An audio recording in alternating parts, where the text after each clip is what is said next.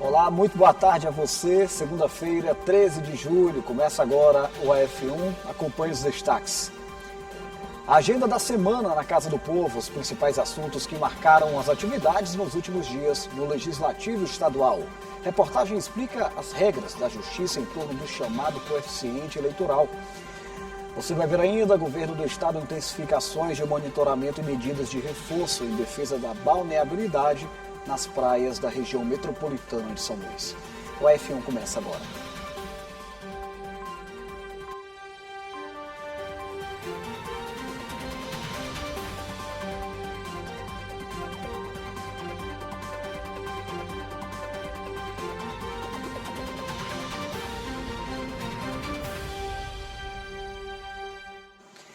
A semana que se passou foi bem movimentada na Assembleia Legislativa do Estado do Maranhão, agendas importantes, discussões no âmbito do plenário com as sessões plenárias. Você vai acompanhar um resumo agora na reportagem da TV Assembleia. A semana começou no Parlamento Estadual com um curso promovido pela Escola do Legislativo, tratando sobre a reforma tributária, reunindo servidores, profissionais e estudantes interessados em compreender as mudanças que vão impactar a arrecadação e o funcionamento dos tributos no país. Na terça-feira, durante a primeira sessão ordinária, entre os temas tratados durante os pronunciamentos dos deputados, destaque para a recuperação da MA 310, que liga São Bento a Bacurituba, e a conclusão das obras da MA 123, que faz a ligação das cidades de Codó e Afonso Cunha. Ainda na terça-feira, os membros da CCJ analisaram mais de 30 matérias. Entre as aprovações, destaque para a medida provisória que dispõe sobre alterações no Estatuto da Polícia Militar do Maranhão. Na quarta-feira, durante a sessão ordinária, estiveram em discussão os descontos irregulares em contas de beneficiários do INSS. E a deputada Mical Damasceno parabenizou a cidade de Viana pela passagem dos 269 anos de emancipação política. Agora a gente vai ficar de olho na agenda da semana, como é que fica a programação de atividades nos próximos dias na Casa do Povo. As informações com a repórter Stephanie Souza, ao vivo. Boa tarde, Stephanie. Olá, Ronald. Boa tarde a você, boa tarde a todos que nos acompanham. A semana começou com sessão solene aqui no plenário Najib Aico, no Palácio Manuel Beckmann. Inclusive, a movimentação da sessão foi encerrada agora há pouco, viu? A solene foi uma homenagem à entrega do título de cidadã maranhense à senhora Cristiane Marques Mendes, atual defensora pública geral do Estado. Ela que é natural da cidade de Teresina, no Piauí, e já atua aqui na Defensoria Pública do Maranhão desde 2012. E a iniciativa da solenidade foi uma iniciativa da deputada e presidente do Parlamento, Iracema Vale, e foi aprovada por unanimidade por todos os parlamentares da casa. Amanhã, terça-feira, a agenda também será bastante cheia aqui no Palácio Manuel Beckmann, iniciando às 9h30 da manhã com a sessão ordinária. Durante a tarde será realizada a Comissão de Constituição, Justiça e Cidadania, a CCJ, a partir das 2h30 da tarde, e também será realizada a Comissão de Inquérito Parlamentar, que investiga a vice-governadoria do Estado sobre supostos crimes de corrupção e lavagem de dinheiro. Na quarta e na quinta-feira estão previstas somente as sessões ordinárias sendo realizadas pela manhã, e na sexta-feira não há nenhum evento programado previsto, pelo menos para essa semana. Então a gente começou a semana com a sessão solene, faz essa homenagem, título de cidadã maranhense à atual Defensora Pública Geral do Estado. Tem também amanhã sessão ordinária iniciando, CPI e também a CCJ sendo realizada aqui no Palácio Manuel Beckmann. Ronald. Muito obrigado, Stephanie. Após o intervalo, o monitoramento da balneabilidade nas praias da região metropolitana de São Luís. E mais, hoje, 13 de julho, é o Dia Mundial do Rock. Vamos trazer uma reportagem sobre a força do segmento musical no Maranhão. A gente volta dentro de instantes.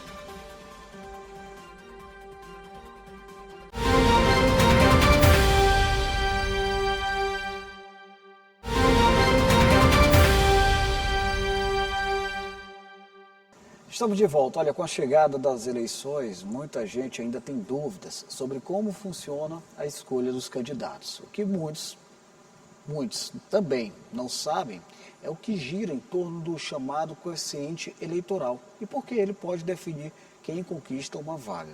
A reportagem que a gente traz agora explica de maneira simples como funciona o sistema de votação no Brasil e mostra uma novidade sobre a posse dos eleitos.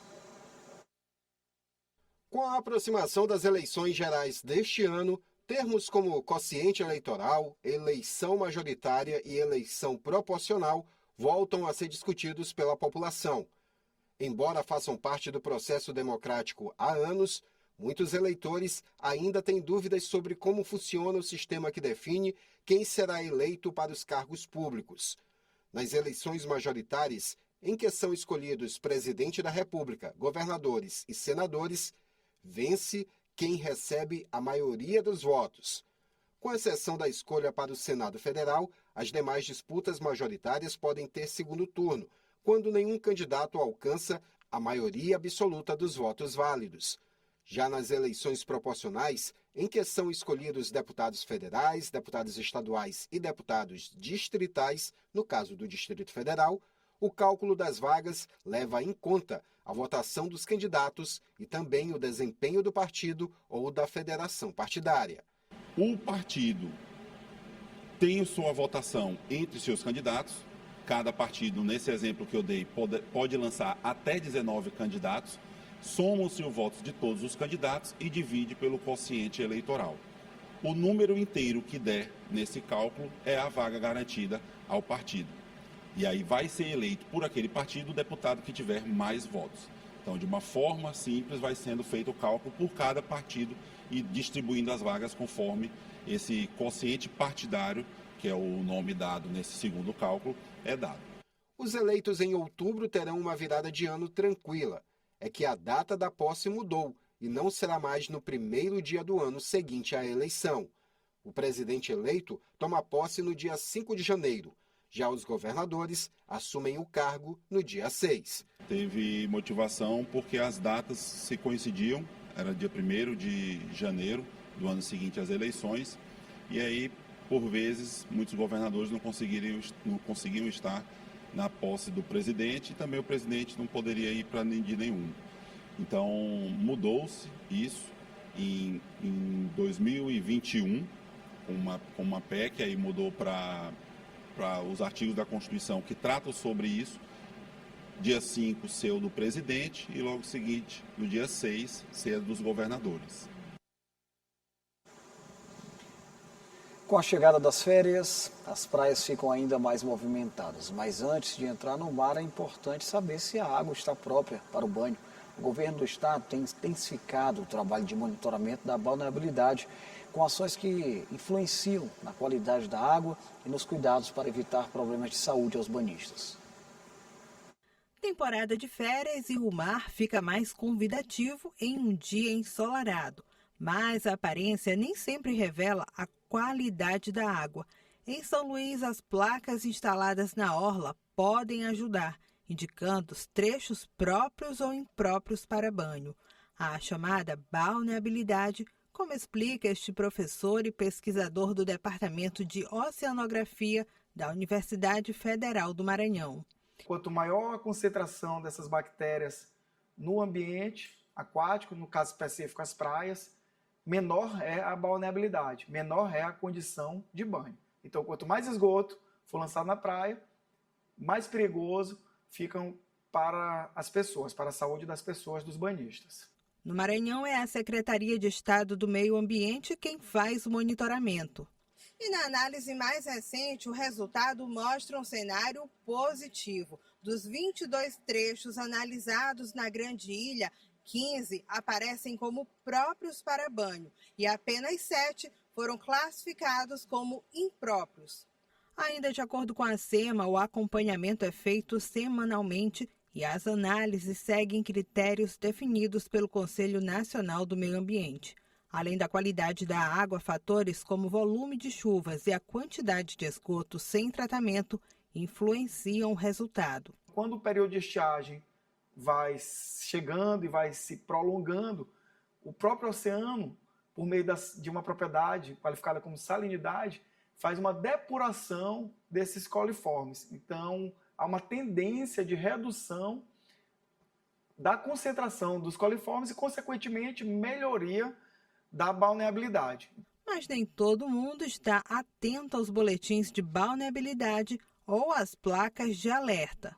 A gente não costuma muito olhar as placas, né? A gente vem mesmo sem olhar, a gente vem tomar banho, traz elas para brincar um pouco, se divertir. O que é importante são os banhistas ficarem atentos a essas condições, porque assim, banhar em praias poluídas gera um risco à saúde, então isso pode causar dermatites, gastroenterites e uma série de outras doenças. Então, principalmente em crianças, é importante a gente ficar atento a esses balanços mensais de balneabilidade. O esgoto precisa ser tratado antes de ser lançado no ambiente.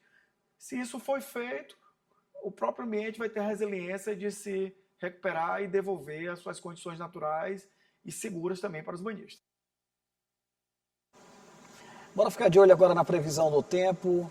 Paula Torres com as informações. É com você, Paula. Boa tarde.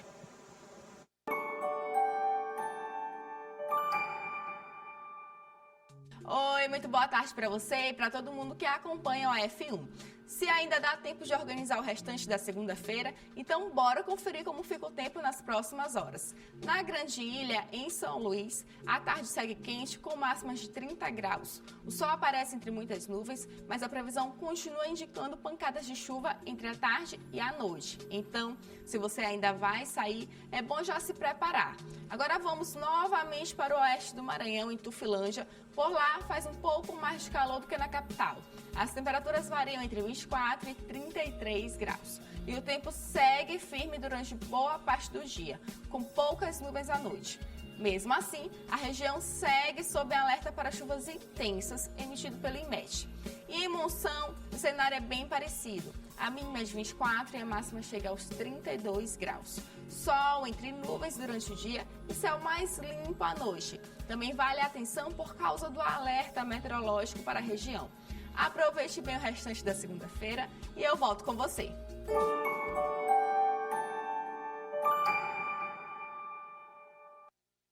Muito obrigado, Paula. Olha, no Maranhão, terra de ritmos tradicionais, o rock também tem espaço e segue conquistando fãs. Em homenagem ao Dia Mundial do Rock, celebrado hoje, o conteúdo que vamos assistir agora mostra como bandas locais mantêm o gênero vivo, apostam em músicas autorais e ajudam a fortalecer uma cena marcada pela criatividade e pela paixão.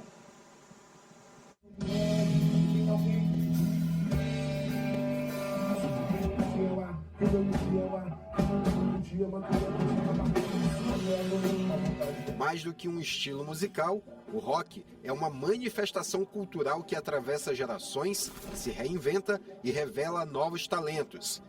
Vanderlei conheceu o rock na adolescência, por influência de familiares, e foi fortalecendo o gosto pela música durante a vida escolar. Começou ouvindo com parentes mais velhos, né? E aí no colégio foi aflorando mais, naquela época do auge da MTV, os clipes, via as bandas, via as bandas tocando, vocalista e tal. E aí deu vontade, né, de eu ter minha banda mesmo sem saber que eu sabia cantar, né? E aí no colégio a gente ficava brincando, até que eu decidi montar uma banda de colégio. E até hoje, acho que já estou na minha terceira ou quarta banda, né, que é a Mobile, que a gente está atualmente. Vanderlei é um dos fundadores da banda Mobile, que tem quase 6 anos de estrada e segue a vertente do pop rock. O grupo começou fazendo covers, mas já lançou um EP com 5 faixas e 2 clipes, sendo um de música inédita.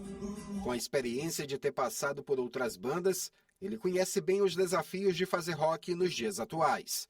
Tu tá se reinventando a cada semana, porque são shows praticamente semanais que a gente faz, que as bandas fazem aqui, as bandas que tocam realmente nas casas e tal, para não ficar mais do mesmo, para tu agradar o público. Então a gente procura sempre estar agradando, né, tocando alguma coisa diferente, mas sempre que agrade as pessoas.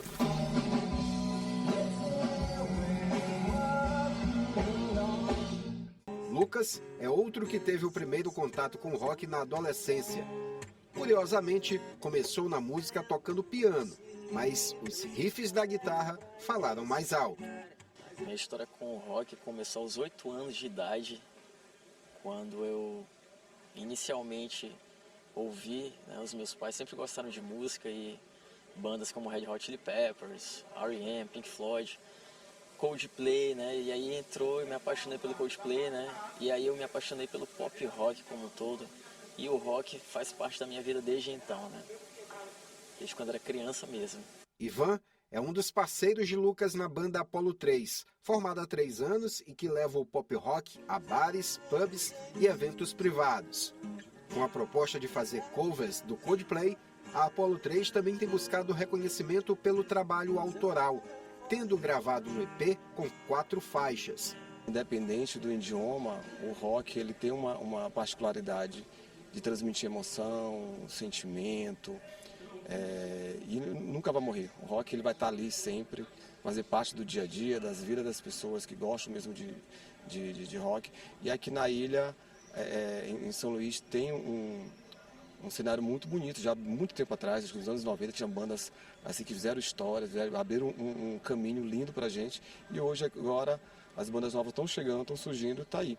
Né? A prova que a nossa banda Apollo 3 está com 3 anos, é muito bem recebida aí no cenário musical. Ao longo das décadas, o rock foi construindo sua história no Maranhão por meio de bandas que despontam no cenário independente, marcado pela criatividade, pela resistência e pela capacidade de misturar influências externas com uma boa pitada da identidade local. Em um estado conhecido pela riqueza das manifestações populares, o rock conquistou seu espaço sem abrir mão da própria identidade.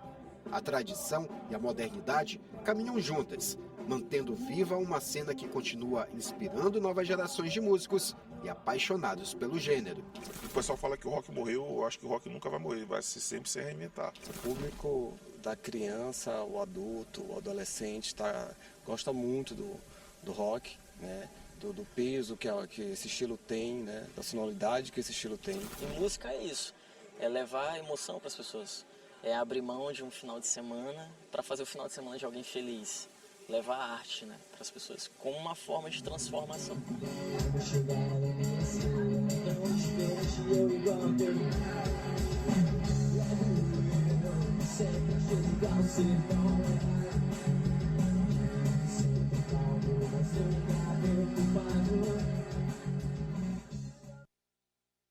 O Assembleia em Foco, primeira edição, fica por aqui. Essa reportagem do rock e todas as demais estão disponíveis através do nosso canal oficial no YouTube TV Assembleia do Maranhão. Tenha uma excelente segunda-feira, uma ótima semana. A gente vai se reencontrando pela programação da TV Assembleia. Até lá.